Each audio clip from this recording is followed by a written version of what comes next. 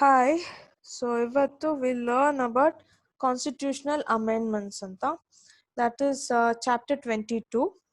So ಈ chapter ಅಲ್ಲಿ ಏನೇನಿದೆ ಅಂತ ನೋಡೋಣ. Constitutional amendments. ಅಮೆಂಡ್ಮೆಂಟ್ ಅಂದ್ರೆ ಚೇಂಜಸ್. ಸೊ ಏನಕ್ಕೆ ಕಾನ್ಸ್ಟಿಟ್ಯೂಷನಲ್ ಚೇಂಜಸ್ ಏನಕ್ಕಾಗುತ್ತೆ ಅಂದ್ರೆ ಸೊ ಇವಾಗ ಮೋರ್ ದ್ಯಾನ್ 70 years ಆಯ್ತು ಒಂದು ಕಾನ್ಸ್ಟಿಟ್ಯೂಷನ್ ಎಲ್ಲ ಕಾನ್ಸ್ಟಿಟ್ಯೂಷನಲ್ ಸೆಟಪ್ ಆಗ್ಬಿಟ್ಟು. ಅಲ್ಲಿ ಅವಾಗ ಬರ್ದಿರೋ ಏನಂತೀರ ಫ್ಯೂ ರೈಟ್ಸ್ ಆಗ್ಲಿ ಅದ್ರಲ್ಲಿ ಡೀಟೇಲಿಂಗ್ ಕೊಟ್ಟಿರೋದು ಇವಾಗಿನ ಸಿನಾರಿಯೋಗೆ ಅಕ್ಸೆಪ್ಟ್ ಆಗೋ ಚಾನ್ಸಸ್ ತುಂಬಾ ಕಮ್ಮಿ, because there is lot of changes in the whole world and so there is a changes in the nation too. So ಹೀಗಾಗಿ there would be few of the changes with in the constitutional whatever is there before. ಮುಂಚೆ ಯಾವ್ದೆಲ್ಲ ಇತ್ತೋ ಆ constitution part ಅಲ್ಲೇ changes ಬರ್ಬೋದು, ಇಲ್ಲಾಂದ್ರೆ there would be something added on, extra ಯಾವ್ದಾದ್ರು add ಆಗೋ ಚಾನ್ಸಸ್ ಇದೆ. ಸೊ ಹೀಗಾಗಿ ಕಾನ್ಸ್ಟಿಟ್ಯೂಷನ್ ಅಮೆಂಡ್ಮೆಂಟ್ ಅಂತಾನು ಆಯ್ತು. Though the stability is an essential feature of the constitutional law.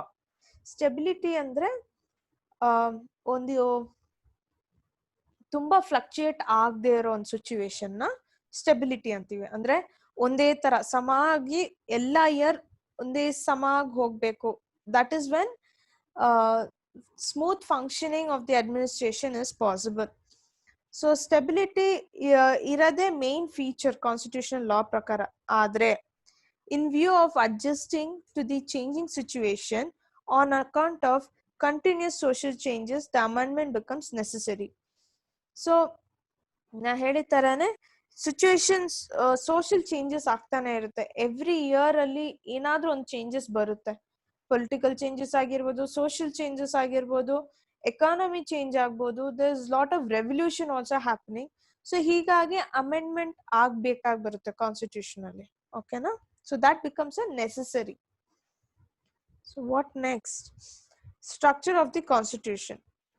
The structure of constitution can be decided on the basis of amendments. So structure constitution structure ಹೇಗಿದೆ ಅನ್ನೋದು ಯಾವ್ದ ಮೇಲೆ basis ಆಗೋದು? Amendments. ಅಂದ್ರೆ ಯಾವ ತರ ಚೇಂಜಸ್ ಆಗುತ್ತೋ ಅದ ಮೇಲೆ ಡಿಪೆಂಡ್ ಆಗೋದು ಯಾವ ತರ ಸ್ಟ್ರಕ್ಚರ್ ಇರುತ್ತೆ ಕಾನ್ಸ್ಟಿಟ್ಯೂಷನ್ ಅಲ್ಲಿ ಅಂತ.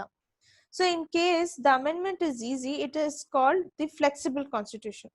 ಅಂದ್ರೆ ಇಮ್ಯಾಜಿನ್ ಚೇಂಜಸ್ ಬಂದ್ಬಿಟ್ಟು ಮೇ ಬಿ ಏನೋ ಒಂದು ಚಿಕ್ಕ ಚೇಂಜಸ್.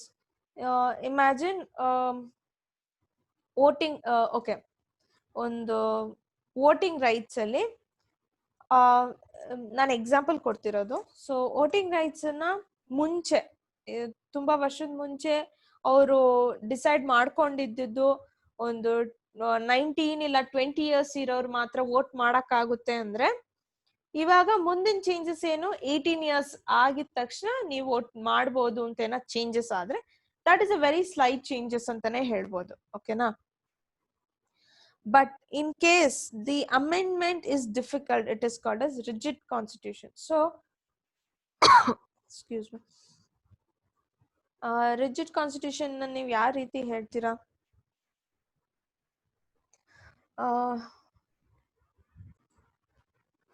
ಸೊ ರಿಜಿಡ್ ಕಾನ್ಸ್ಟಿಟ್ಯೂಷನ್ ಅಂದ್ರೆ ತುಂಬಾ ದೊಡ್ಡ ಚೇಂಜಸ್ ಬರೋದು.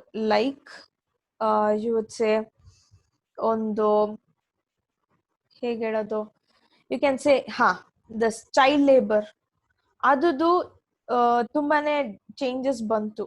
ಆ ಒಂದು ಟೈಮ್ ಅಲ್ಲಿ ನಿಮ್ಗೆ ಆ ಒಂದು ಬಿಲ್ ಪಾಸ್ ಆಗ್ಬೇಕು ಅಂದ್ರೆ ತುಂಬಾ ಇಯರ್ಸ್ ತಗೊಳುತ್ತೆ. ಚೈಲ್ಡ್ ಲೇಬರ್ ಮಾತ್ರ ಅಲ್ಲ, ವುಮೆನ್ ಈಕ್ವಾಲಿಟಿ ಅಂತ ಬಂದಿದ್ದು.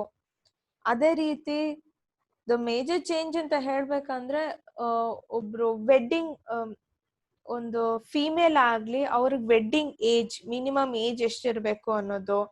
ಅದೇ ತರ ಮೆನ್ಗೆ ಮಿನಿಮಮ್ ಏಜ್ ಮದ್ವೆ ಆಗಕ್ಕೆ ಯಾವ್ದು ಅನ್ನೋದಲ್ಲ. This is all a very difficult task. ಯಾಕಂದ್ರೆ ಆ ಒಂದು ಡಿಸಿಷನ್ ಇಮಿಡಿಯೇಟ್ ಆಗಿ ಎಲ್ಲ ಒಪ್ಕೊಳ್ಳಲ್ಲ, ಅದಕ್ಕೆ ತುಂಬಾನೇ ಇಯರ್ಸ್ ತಗೊಳುತ್ತೆ.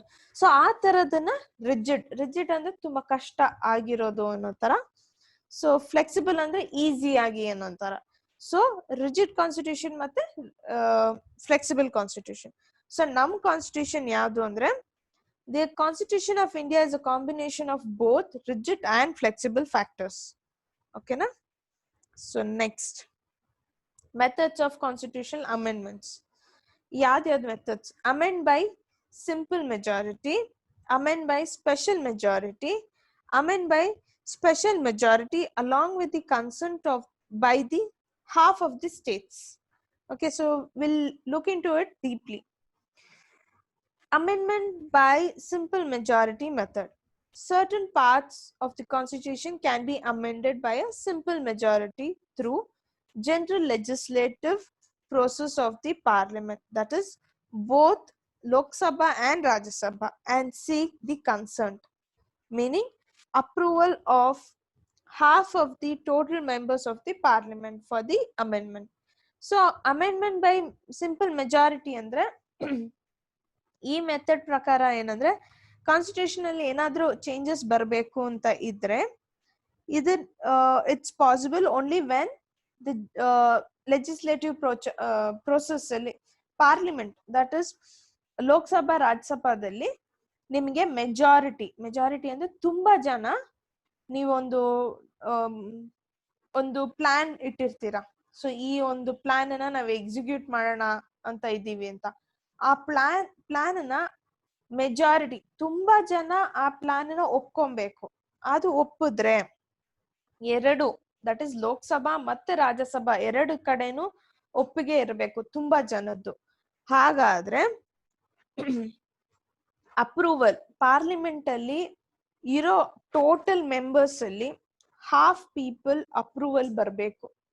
ಅವಾಗ್ಲೇ ಅದನ್ನ ಅಮೆಂಡ್ಮೆಂಟ್ ಆ ಒಂದು ಚೇಂಜಸ್ ಪಾಸಿಬಲ್ ಆಗೋದು. So this is simple majority method. Okay na? For example, qualifications necessary for the citizens of India anta. Amendment by special majority method.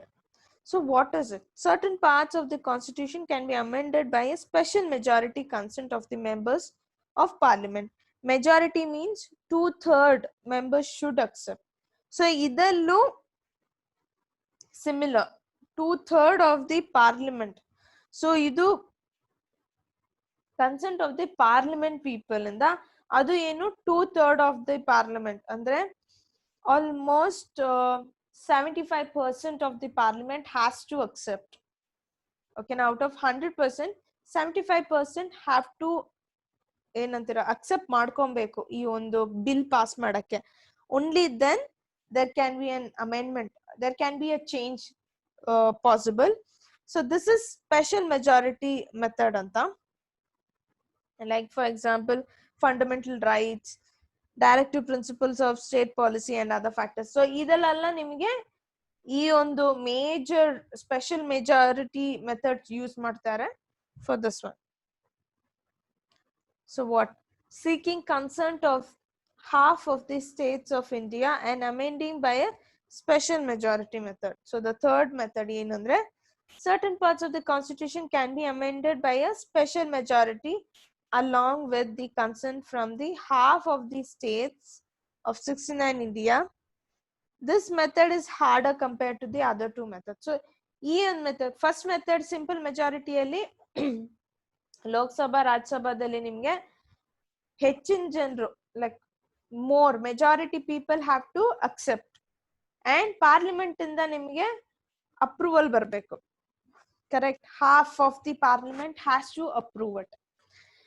Second ಅಲ್ಲಿ ನಿಮ್ಗೆ ಸ್ಪೆಷಲ್ ಮೆಜಾರಿಟಿಯಲ್ಲಿ ಏನಿತ್ತು, ಪಾರ್ಲಿಮೆಂಟ್ ಅಲ್ಲಿ 75%, that is nothing but 2/3 of the parliament has to 2/3 of the total members in the parliament has to approve. Seeking consent of the half of the states of India and amending by a special majority method ಅಲ್ಲಿ ನಿಮಗೆ parliament ಅಲ್ಲಿ special ಮೆಜಾರಿಟಿಯಲ್ಲಿ ಹೆಂಗ್ ಮಾಡಿದ್ರು, parliament ಅಲ್ಲಿ 2/3 of the total members accept. ಅದ್ರ ಜೊತೆಗೆ half of the states of India, ಇಂಡಿಯಾದಲ್ಲಿರೋ states ಅಲ್ಲಿ half of the states have to accept. ಅವಾಗ್ಲೇ ಈ ಅಂಡರ್ ದಿಸ್ ಮೆಥಡ್ ಯಾವ್ದೇ ಒಂದು ಚೇಂಜಸ್ ಇದ್ರೆ ಅದು ಅಪ್ರೂವ್ ಆಗಿ ಮುಂದೆ ಹೋಗೋದು.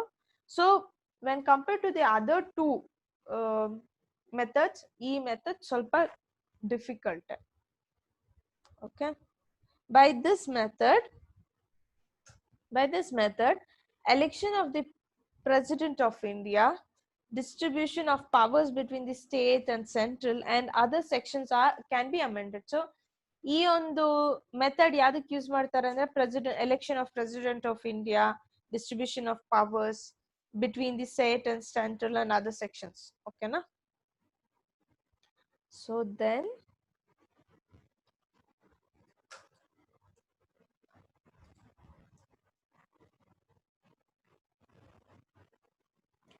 by these three methods, certain necessary amendments can be made to Indian Constitution.